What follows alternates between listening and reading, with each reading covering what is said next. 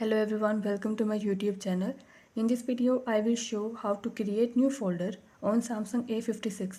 Before starting this video, please press the bell icon or do subscribe this channel. Let's start our video without wasting any time.